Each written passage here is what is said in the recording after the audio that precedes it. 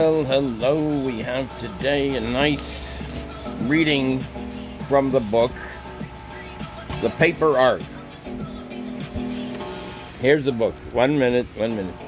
Here's the book, The Paper Ark, about animals in the Bible. Let's take a look at it. Let's take a look at something called the Behemoths. The Behemoths. Here we go. The Paper Ark, an extraordinary illustrated journey to the wildlife world of the Holy Land. Bill Clark, illustrated by Eric Mache. Let's take a look. Let's take a look at this behemoth in the Bible. Okay, behemoth. 1 moment. Behemoth. Job 40:15. Ironically, the identity of this great creature, called the chief of the ways of God, is shrouded in mystery. Although it is mentioned only once in Scripture, the giant behemoth has wandered far. It is a familiar image that has ranged into dozens of languages and scores of legends and stories around the world. But the single source reference in the book of Job includes a detailed 10-verse description, plenty to start a speculative inquiry. Behold now, behemoth, which I made with thee. He eateth grass as an ox. Lo now, his strength is in his loins, and his force in the navel of his belly. He moveth his tail like a cedar. The sinews of his stones are wrapped together. His bones are as strong pieces of brass. His bones are like bars of iron. He is the chief of the ways of God. He that made him can make his sword to approach into him. Surely the mountains bring him forth food, where all the beasts of the field play. He lieth under the shady trees, in the covert of the reed and fens. The shady trees cover him with their shadow. The willows of the brook compass him about. Behold, he drinketh up a river, and hasteth not. He trusteth that he can draw up Jordan into his mouth. He taketh it with his eyes. His nose pierceth through snares. Job 40:15-24. The meaning of these verses fits well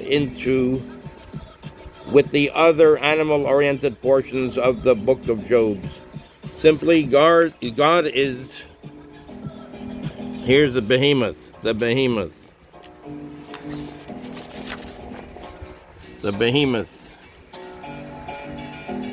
impressing Job and all humanity with his creative powers. At the same time, humanity is forced to recognize its own meager abilities. The whole description of the behemoth points to the ultimate of physical strength.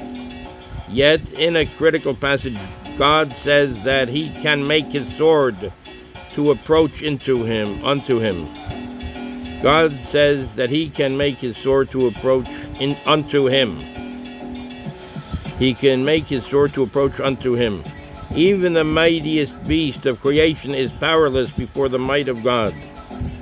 While the symbolic value of the behemoth is quite clear, the inability of anything in creation to challenge the power of the Creator, we still can't be sure precisely what animal Job had in mind when he described this great creature. But with Job's creation and some help from various sciences, scholars have narrowed an investigation down to 4 possibilities: the hippopotamus, the water buffalo, the elephant, and the purely mythical creature. To begin our inquiry, we may eliminate the theory that the behemoth is a creature of myth. Surely any zoologist would claim that there is insufficient information in the book of Job to identify the behemoth as any known animal. Surely any zoologist would claim that there is insufficient information in the book of Job to identify the behemoth as any known animal. But the evidence that the behemoth is a real animal, regardless of its identity, is too overwhelming. Although many respected scholars have argued that the behemoth is myth, their arguments just don't make sense. First, the whole point of the behemoth story is to illustrate the impotence of the natural world before the power of a supernatural God. Creation is weaker than the Creator.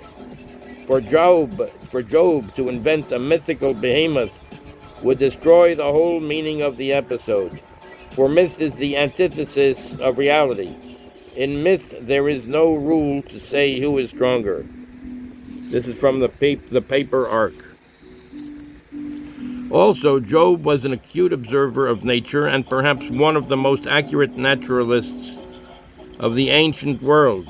He wrote with both sensitivity and understandings of the wonders of the natural world. He made precise observation of vipers, lions, ostrich, and many other species that have inhabited his homeland, and each of these observations served to depict the magnificence of God's creation. It would be far out of context for Job, such a reliable naturalist, to invent a species when he was familiar enough with real creatures to make his point. Furthermore, the behemoth is described as, quote, the chief of the ways of God, with chief also translatable as foremost or first. Would it not be highly illogical to suggest that the foremost beast of creation is not truly a part of the natural world, but only a product of a man's imagination? So what is this behemoth? According to Job's description, the animal is certainly herbivorous and probably bovine. It is a strong-boned animal with tremendous gut strength, a real brute. The behemoth has a tail that sways like a cedar tree. It has a prodigious appetite. It is found both in the mountains and in swamps and rivers, and likes to loll in the shade. It also has an amazing capacity for drinking, and has a rather peculiar nose. The hippopotamus, water buffalo, and elephant all have reasonably good cases for claiming to be the behemoth. And with recent archaeological discoveries in the Middle East, there's no reason to suspect that the inquiry will forever be limited to those three possibilities. It should not be a great surprise if tomorrow someone unearths the bones of some long extinct animal near the course of the Jordan River, assembles a skeleton and claims, behold now, behemoth. The hippopotamus has a strong claim to the title behemoth. For certain, it fits much of Job's description. The hippopotamus is an animal of enormous size and strength, and it has an appetite to match its size. It is a plant eater, inhabits watery locales, and has a mouth that could open against the Jordan better than any other contender. Furthermore, in modern Hebrew, the word for hippopotamus is behemoth. In modern Hebrew, the word for hippopotamus is behemoth. Most scholars tend to agree that the hippopotamus is the behemoth of Scripture. But being in agreement doesn't necessarily mean being correct. The argument for the hippopotamus is both strengthened and weakened by the study of etymology, the history of word derivation. Just because modern Israelis call their hippopotamus behemoth does not mean their ancestors did. In the land of the pharaohs, where the Hebrew tribes were held as captive slaves, the word for hippopotamus is Behemau, a word with a striking similarity to behemoth. Behemoth, a word with a striking similarity to behemoth. But there are some problems with this similarity. Just as our own hippopotamus may be traced back to the ancient Greek to mean river horse, hippos, horse, potamos, river, the Behemoth comes from an ancient Egyptian tongue and means river ox. But here we have a name that might more properly be given to the water buffalo, a true ox. Could it be that Behemoth and Behemoth describe the same animal, and that animal originally was a river ox, a water buffalo, and only in later centuries did the name fall on the broad shoulders of the hippopotamus? The water buffalo's claim to the title Behemoth is enhanced by a curious matter in Jewish law. Okay, we will stop right now, and we can do a part 2. So it'll be a shorter video. Talk to you in a little while.